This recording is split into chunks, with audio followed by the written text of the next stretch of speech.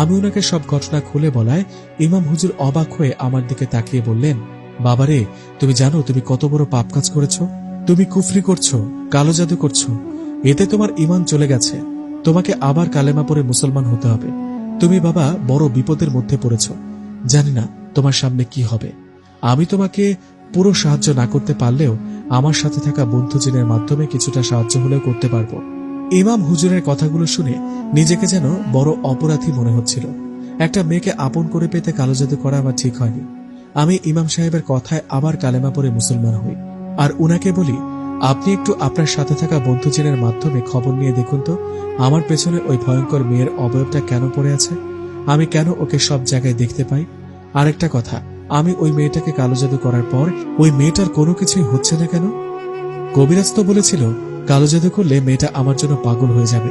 আমার কথাগুলো শুনে ইমাম সাহেব মুচকি একটা হাসি দিয়ে বলল, ঠিক আছে, তুমি আজকে চলে যাও। কালকে আসরের নামাজের পর বিকেলে আমার কাছে এসো। আমি তোমাকে যা যা জানতে পারি সবটা বলবো। হুজুরের কথা মতো পরের দিন আসরের নামাজের পর বিকেলবেলা চলে গেলাম ইমাম হুজুরের কাছে। উনার কাছে যাবার পর উনি আমাকে উদ্দেশ্য করে বললেন, তুমি আসছো? তুমি আমাকে যা যা বলেছিলে আমি সবটার খোঁজ নিয়েছি, কিন্তু কথা হলো তুমি কথাগুলো শুনে বিশ্বাস করবে কিনা জানি না। ইমাম হুজুরের কথাগুলো শুনে ভয়ে ভয়ে বললাম, কি হয়েছে আমাকে একটু খুলে বলুন তো। আমার কথার জবাবে ইমাম হুজুর বললেন, শোনো, তুমি সেই কবিরাজের কথা মতো মেয়েটাকে কালো জাদু করতে যা যা করেছিলে সবটা ছিল মিথ্যা। কবিরাজ তোমাকে বোকা বানিয়েছে। তোমার কি মনে আছে, কবিরাজ প্রথমে তোমার কাজটা করতে চাইছিল না, পরে সে মেয়েটার বাবার নাম শোনার পর তোমার কাজ করতে রাজি হয়েছিল। আসলে তুমি যে মেয়েটাকে কালো জাদু করেছ সেই মেয়েটার বাবার সাথে পূর্বের শত্রুতা ছিল ওই কবিরাজের। কবিরাজ তোমার হয়ে কাজ করেনি, বরং তোমাকে নিয়ে সবকিছু এনে কবিরাজ ওই মেয়েটার সহ ওর পুরো পরিবারের ওপর কালো জাদু করেছে।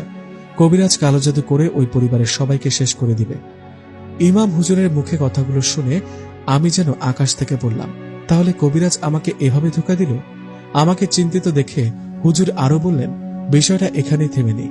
তুমি শ্মশান ঘাট থেকে ফেরার সময় একটা ভয়ঙ্কর মেয়ের অবয়ব দেখেছিল। ওটা তোমার পা টেনে ধরায় তুমি ওকে আঘাত করেছ। আসলে বাবা ও হলো শ্মশান ঘাটের ডাইনি। ও ওখানেই থাকে। তুমি ওকে আঘাত করার ফলে ও তোমার পেছনে লেগেছে। ওই ডাইনি অনেক শক্তিশালী।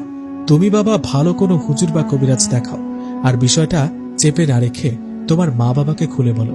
এই বলে ইমাম হুজুর আমাকে একটু ছাড়ফুঁক দিয়ে বললেন বাড়িতে চলে যেতে।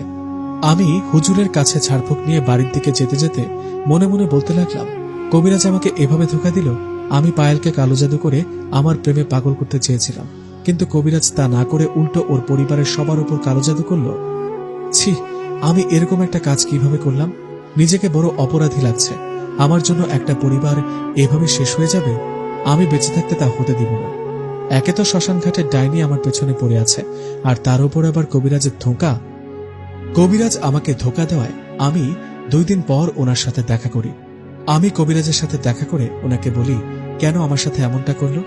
আমার কথার জবাবে কবিরাজ বলল, আমি কিছু জানি না, কিছু করিনি আমি। একে তো অপরাধ করেছে, তার উপর আবার অস্বীকার করছে। আমি কবিরাজের কথা রাগ করে ওনাকে বলি, আপনি আমাকে ধোঁকা দিয়ে আমাকে দিয়ে কাজ করিয়ে নিয়ে একটা পরিবারের ক্ষতি করতে চাচ্ছেন। আমি না বুঝে আপনাকে সবকিছু এনে দিয়েছি। আমাকে দিয়ে আপনি শুরুটা করিয়েছিলেন না, এবার আমিও চেষ্টা করব। কথাটা বলে আমি রেগে সেখান থেকে বাড়িতে চলে আসলাম। পরের দিন আমি আবারও চলে গেলাম ইমাম হুজুরের কাছে। ওনার কাছে যেতেই উনি আমাকে বললেন, তুমি কেন আবার আসছো, কোনো সমস্যা কি? হুজুরের কথা আমি বললাম, হুজুর, কবিরাজ আমাকে ধোঁকা দিয়েছে, আমাকে দিয়ে পাপ কাজ করিয়েছে। আমি এর চেষ্টা করতে চাই। আমি পায়েল ও তার পরিবারকে কালো জাদু করতে সাহায্য করেছি। কবিরাজের দেওয়া একটা হাড়িতে কালো জাদুর সকল উপকরণ দিয়ে সেটা পায়েলদের বাড়ির পিছনে মাটিতে পুঁতে রেখেছি। আমি ওটা আবার তুলে এনে নষ্ট করে দিতে চাই, তাই আপনার কাছে আসা। আমার কথা শুনে হুজুর বললেন, তুমি যতটা সহজ ভাবছ বিষয়টা এতটা সহজ না। সেই কবিরাজ এতটা বোকা না। কবিরাজ চাইবে না তুমি সেই হাড়িটা তুলে নিয়ে আসো, তাই কবিরাজ তার সাথে থাকা জিনকে পাহারা দিয়ে রাখবে। হুজুরের কথার জবাবে আমি বললাম, তাহলে কি করব আপনি বলে দেন।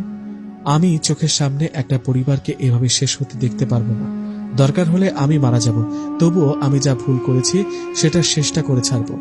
আমার কথা শুনে হুজুর বললেন, এটা ভেবে ভালো লাগছে, তুমি তোমার ভুলটা বুঝতে পেরেছ। ঠিক আছে, আমি তোমাকে সাহায্য করব। তুমি আজ রাতে ওই বাড়িতে গিয়ে যেখানে হাড়িটা পুঁতে রেখেছ সেখান থেকে ওটা তুলে নিয়ে আসবে। তারপর আমি কালো জাদুর সবকিছু নষ্ট করে দিব। তবে মনে রেখো, কবিরাজের পাঠানো জিন কিন্তু তোমার বাধা হয়ে দাঁড়াতে পারে, সাবধানে যেও। ইমাম হুজুরের কথায় আমি বাড়িতে চলে গেলাম আর অপেক্ষা করতে লাগলাম রাতের জন্য। অনেক অপেক্ষার পর দিন পেরিয়ে রাত হলো। রাত হতে আমি বেরিয়ে পড়লাম পায়েলদের বাড়ির দিকে। আমি সেখানে যাবার সময় কোনো সমস্যা হয়নি। আমি চলে গেলাম পায়েলদের বাড়ির পেছনে, যেখানে হাড়িটা মাটিতে পুঁতে রেখেছি। সেখানে যাবার পর মাটি খুঁড়ে আমি খুঁজতে থাকি সেই হাড়িটা। এভাবে বেশ কিছুক্ষণ খোঁজাখুঁজির পর আমি অবশেষে হাড়িটা পাই। হাড়িটা পেয়ে আমি সেখানে থেকে বাড়ির দিকে আসতে যাব, ঠিক তখনই